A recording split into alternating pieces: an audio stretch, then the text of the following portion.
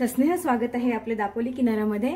आज आपण सुक्क मटण बनवणार आहोत आणि मटणाचा रस्सा बनवणार आहोत। त्यासाठी लागणारे साहित्य काय आहे ते बघूया। मी 1 वाटी सुक्क खोबरं घेतलं आहे किसलेलं, कोथिंबीर घेतली आहे मुठभर, लसूण आहे 7-8 पाकळ्या, 1-1.5 इंच आलं घेतलं आहे आणि थोडासा गरम मसाला घेतला आहे, जास्त नाही घेतलेला आपण। 1 इंच दालचिनी घेतली आहे, 5-6 काळी मिरी आहे, एक छोटीशी मसाला वेलची घेतली आहे आणि 2 लवंग घेतले आहे आणि 3 मध्यम आकाराचे कांदे उभे चिरून घेतले आहेत। हा कांदा खोबऱ्याचा मसाला सगळा आपण भाजून घेणार आहोत आणि त्याचं मिक्सरला वाटण करून घेणार आहोत। कढईत आपण कांदे घेऊया, गॅस चालू करूया, तेल घेऊया थोडं आणि कांद्यातच आपण लसूण आणि आलं घालणार आहोत। कांदा आपण छान परतून घेऊया। यातच आपण हा गरम मसाला घालून घेऊया। कांदा छान परतून झालाय, आपण काढून घेऊया। आता आपण हे किसलेलं सुकं खोबरं आहे ते भाजून घेऊया। आपण छान खरपूस भाजून झाले, काढून घेऊया। आपण ह्या भाजलेल्या मसाल्याचं आपण मिक्सर मध्ये वाटण तयार करून घेऊया। हे वाटण तयार करून घेतले। इथे 600 ग्राम मटण घेतलं आहे, ते स्वच्छ धुवून घेतलं आहे, शिजवून घेऊया। आपण गॅस पेटवूया। एक छोटा कांदा चिरून घेतलाय तो घालूया। थोडं तेल घेऊया, कांदा परतून घेऊया। कांदा हलकासा परतून झालाय, आता त्यामध्ये अर्धा चमचा आलं लसणाची पेस्ट घालूया। आपण छान परतून घेऊया। आपण आलं लसूण छान परतून झालं ना, मध्ये यातली थोडी कोथिंबीर घालूया, तो चिरून घेतलाय तो घालूया आणि छान परतून घेऊया। परतून झालं ना, थोडं टमाटो परतून झालं ना, यामध्ये पाव चमचा हळद घालूया आणि हळद पण परतून घेऊया। हळद सुद्धा छान परतून झाली ना की मग त्यामध्ये आता हे मटण आहे स्वच्छ धुतलेलं ते घालूया।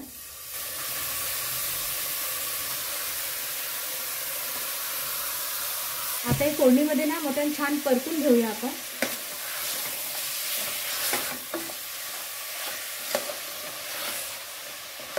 मटण छान परतून घेतलंय। आता यामध्ये गरम पाणी घालायचं, जे मटण लवकर शिजून होईल। त्याचा रस्सा पण बनवायचा आहे, मटण बुडेल एवढं आपण पाणी घातले त्याच्यामध्ये।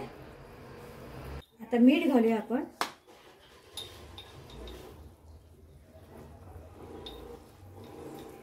आता मटणापुरतं थोडं मीठ घालून घेऊया।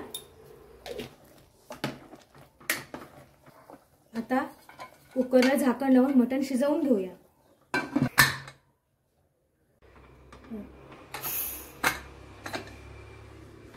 4 शिट्ट्या करून घेतल्यात, बघूया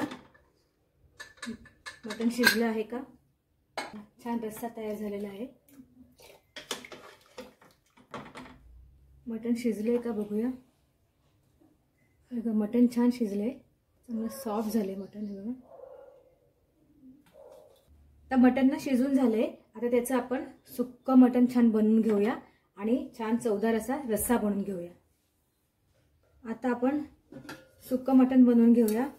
कांदा घेतला आहे, गॅस चालू करूया।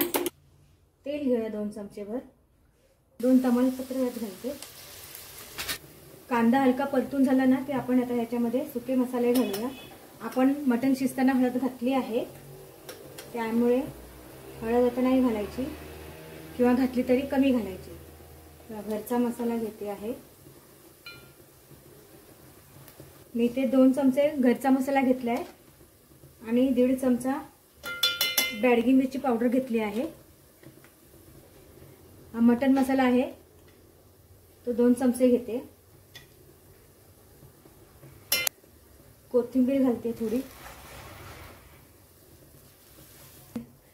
मसाले छान परतून झाले ना की त्यामध्ये टोमॅटो घालूया।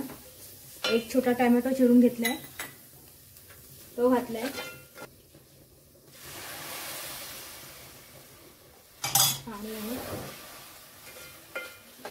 थोडंसं मटण शिजलेलं पाणी यात घातलंय, मसाला छान एकजीव करून घेतलाय. टोमॅटो नरम होईपर्यंत यावर झाकण ठेवूया.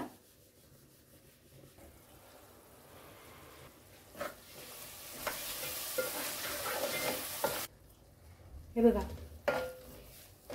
मसाला छान परतून झालाय. आता आपण हे याच्यामध्ये कांदा खोबऱ्याचं वाटण केले ते घालूया. मसाला छान असं परतून घेऊया आपण. मसाल्याला तेल सुटले. मसाला आपला छान परतून झालाय अगदी. आता आपण यामध्ये मसाला छान परतून झाल्यावर ना त्या मसाल्यामध्ये आपण हे शिजलेलं सगळं मटण घालूया. चवीप्रमाणे मीठ घालूया. आपण मटण शिजताना पण त्यामध्ये मीठ घातलं होतं, ते लक्षात ठेवूनच मीठ घालायचं. आता यावर भरपूर अशी कोथिंबीर घालायची आणि छान या मसाल्यामध्ये परतून घ्यायचं.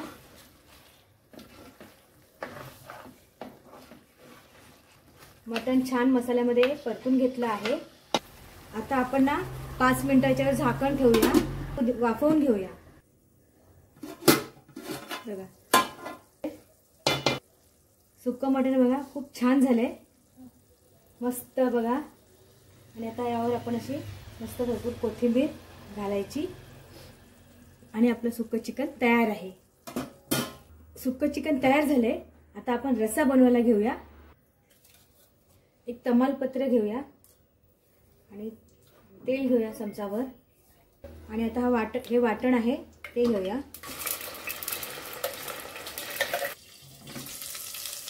तेलामध्ये वाटण घालून छान असं परतून घ्यायचं. आणि आता आपण त्याच्यामध्ये कोरडे मसाले घालूया. मटण शिजताना हळद घातलेली आहे त्यामुळे आता हळद नाही घालायची. घरचा मसाला घालूया आपण. 1.5 चमचा घातलाय आणि 1 चमचा बॅडगी मिरची पावडर घातली आहे. 1 चमचा मटण मसाला घातलाय. मसाले छान परतून घ्यायचं.